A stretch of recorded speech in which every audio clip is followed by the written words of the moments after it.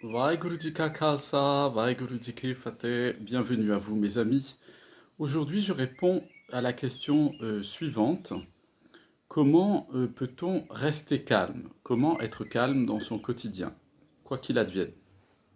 Alors évidemment c'est vrai que on doit reconnaître que c'est un enjeu majeur dans notre société, qui est tout de même une société matérialiste qui fabrique des agités, qui fabrique des personnalités instables, constamment sollicitées de tous les côtés par les désirs matériels d'obtenir telle chose, telle situation, enfin bref, on n'a qu'à regarder autour de soi pour constater, et quelquefois regarder en soi-même, pour constater que tout le monde est très changeant dans notre société, que les gens passent leur temps à courir après le temps, pour ensuite le perdre devant des choses futiles et se rendre compte que comme ils ont perdu du temps, ils sont encore plus pressés qu'avant.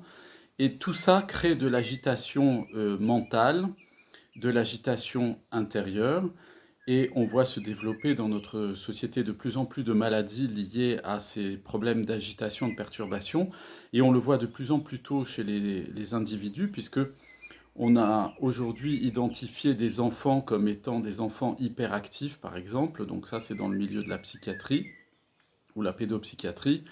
On qualifie un enfant qui va dans tous les sens d'un enfant hyperactif, et malheureusement, Dieu nous en préserve, eh bien, les médecins leur donnent des traitements psychiatriques, enfin, ce sont des choses absolument épouvantables, en sachant que le problème ne vient pas de ces enfants, mais le problème vient de la société, et qu'on finit par donner des traitements aux gens pour les anesthésier, et qu'ils continuent à être des bons consommateurs de la vie matérialiste, et qu'ils ne développent surtout pas leur vie spirituelle, puisque à partir du moment où on développe sa vie spirituelle, on commence à prendre en charge sa vie, on a une vie beaucoup plus saine, on mange beaucoup plus sainement, on a un relationnel avec les autres qui se pacifie, on évite les médisances et on évite les situations conflictuelles, on essaie en toute chose de rechercher en permanence la paix, même si les autres ne la veulent pas nécessairement, et du coup, on a un ensemble du corps, âme et esprit qui est quand même beaucoup plus tranquillisé et apaisé. Or, nos sociétés modernes, capitalistes et matérialistes, libérales, eh bien, préfèrent à ce moment-là vous rendre dépendant aux médicaments, à toutes sortes de traitements, à faire des cures de bien-être, des stages de sophrologie, des stages de ceci, des stages de cela pour se détendre. Et au final, tout le monde est très crispé. D'ailleurs, je faisais la remarque il y a quelque temps auprès d'un ami commerçant qui a une boutique dans laquelle il vend toutes sortes d'objets de décoration, et il me disait qu'il avait constaté lui-même, c'est pas quelqu'un de foncièrement religieux, mais il avait constaté lui-même que la plupart des personnes venaient lui acheter surtout des statues de Bouddha, et que toutes ces personnes qui venaient acheter des statues de Bouddha étaient des clients particulièrement difficiles, agités, énervés, et qu'ils avaient tous le même discours, c'est-à-dire qu'ils pensaient qu'en mettant chez eux une statue de quelqu'un dans une posture de méditation, ils allaient trouver leur calme intérieur. C'est typique de la société matérialiste où on pense que en prenant quelque chose de l'extérieur et en le mettant chez soi dans sa maison, eh bien on va obtenir un résultat intérieur à sa personne. Et c'est pas du tout comme ça que ça fonctionne évidemment, puisque la paix, mes amis, elle ne vous quitte jamais. C'est votre mental qui jette sur cette paix qui est constante en vous un voile d'illusion vous faisant croire qu'effectivement vous êtes dans l'agitation. Mais l'agitation appartient au monde du Maya, la paix appartient au monde du Sat, c'est-à-dire de la réalité ultime du Seigneur Vaheguru lui-même. Donc, pour répondre à cette question, je ne serai pas très long sur ces commentaires aujourd'hui, parce que c'est à la fois essentiel et c'est à la fois simple à comprendre, eh bien, nous nous rendons pour cela au Ang 201, au verset 16, où Guru Arjan Devji Sahib nous enseigne Udam Karat Sital Manpai, c'est-à-dire que en faisant des efforts, en faisant sincèrement des efforts, quand on a la volonté de se discipliner spirituellement, eh bien, l'esprit, le mental, alors à ce moment-là, devient paisible, hein, il se calme, plus exactement.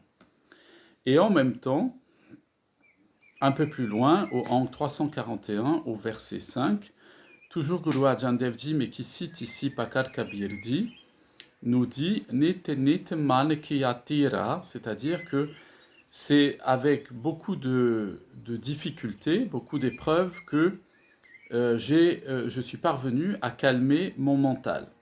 Donc, nous voyons qu'ici, nos maîtres de mémoire bénis nous enseignent qu'effectivement, le mental est en agitation permanente. Et que, compte tenu de cette agitation permanente, il est donc fluctuant, il est changeant. Et vous savez maintenant que dans la vie spirituelle, tout ce qui est changeant n'appartient pas objectivement à la réalité du sat, c'est-à-dire n'appartient pas objectivement à la réalité absolue que l'on appelle la vérité, c'est-à-dire Dieu lui-même, et que ce sont des choses donc transitoires auxquelles il n'est pas bon, il n'est pas utile de s'attacher dans la vie spirituelle. Donc, nous voyons un peu plus loin, au Hang 640, au verset 13, le moyen par lequel nous pouvons retrouver en nous le calme et la paix, l'apaisement intérieur au milieu d'une vie d'agitation, la vie dans la société dans laquelle nous nous trouvons. Donc nos maîtres de mémoire bénis nous ont dit que aller se réfugier dans une grotte au fin fond de la montagne n'apportait pas la paix intérieure. Pourquoi ? Parce que on part, lorsqu'on va se réfugier comme un ermite dans une grotte, on part avec l'agitation de notre mental, parce que la problématique de la paix, mes amis, en nous, la paix intérieure, comme je vous le dis, elle n'est pas conditionnée par l'extérieur. Si c'est l'extérieur qui conditionne votre paix spirituelle intérieure, ça veut dire que vous êtes sujet aux variations du monde matériel et que vous auriez, Dieu nous en préserve, vous auriez fondé votre vie spirituelle sur le contexte qui vous entoure.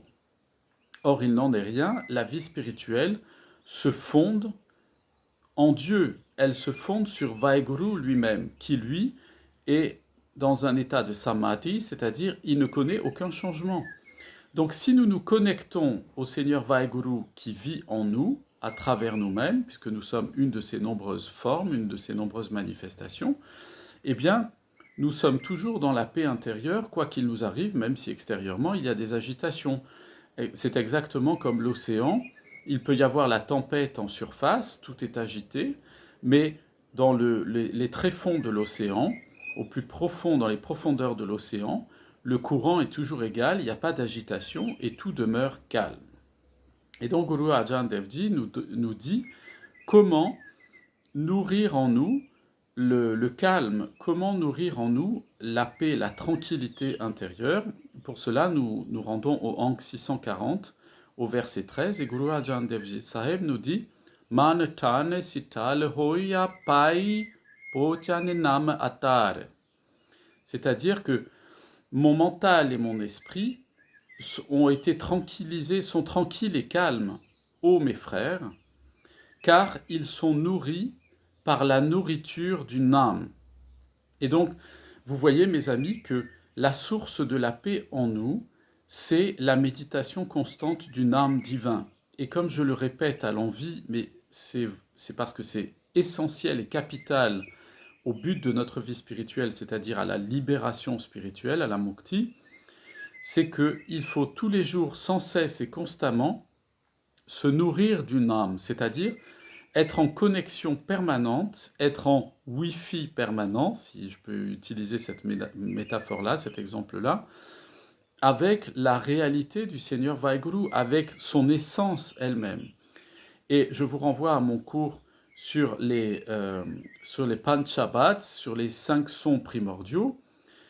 Comme je l'indiquais, il y a un son primordial. Ce son primordial, c'est le Anad Nad.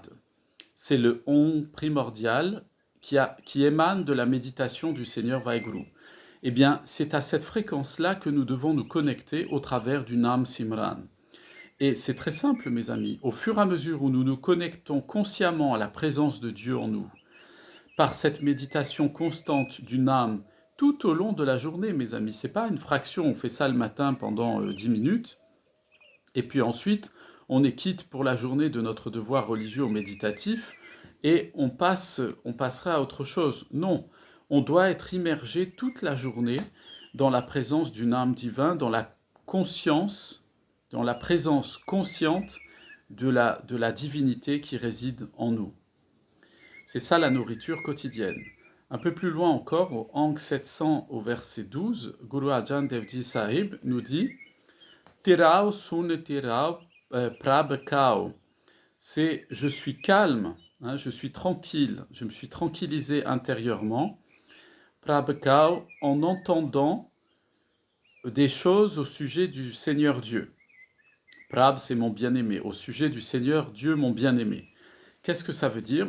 Guru Arjan Devji nous explique que la vie spirituelle, c'est une relation amoureuse, passionnée et passionnante, d'ailleurs permanente au Seigneur Vaheguru, et que mes amis, lorsque on est amoureux, qu'on est pris par la passion amoureuse et le sentiment amoureux, on n'a plus qu'une seule obsession tout au long de la journée, c'est de penser à l'être aimé et à le rejoindre en permanence. Eh bien, c'est exactement ça la vie spirituelle, mes amis. La vie spirituelle, elle commence au début de notre vie lorsqu'on tombe en amour avec le Seigneur Vaheguru. Et comme le dit si joliment cette expression, quand on tombe en amour, eh bien, on y reste dans l'amour. C'est-à-dire que on est tellement passionné par cette union que l'on recherche toute notre vie à notre bien-aimé, eh bien, quand l'âme est amoureuse de son bien-aimé, elle veut plus le quitter un instant, ni par le corps, ni par l'âme, ni par l'esprit. Et c'est ainsi que si nos pensées dans la vie spirituelle sont amoureuses de Dieu, elles seront alors complètement prises par ce désir de s'unir à lui. Alors jaillira en nous, se découvrira en nous, ce calme et cet apaisement intérieur que nous cherchons la plupart du temps dans des choses extérieures à nous-mêmes. Or, comme je vous le disais au début de cet enseignement, lorsque nous cherchons à l'extérieur quelque chose qui est déjà en nous, nous passons notre temps à le perdre, nous errons dans le monde du Maya, dans le monde des illusions, et nous allons nous attacher à des choses que nous prenons pour Dieu, que nous prenons pour le Seigneur Vaheguru, alors que ce ne sont que des roupes, des formes transitoires de sa présence. Par le Nam, nous nous attachons à son cœur lui-même, à sa présence amoureuse, bienfaisante et apaisante. Je vous souhaite à tous une excellente journée, plein de bénédictions sur vous, vos familles, vos voisins, vos amis et tous ceux que vous aimez. Je vous dis à très bientôt. Vaheguru Ji Ka Khalsa, Vaheguru Ji Ki Fateh.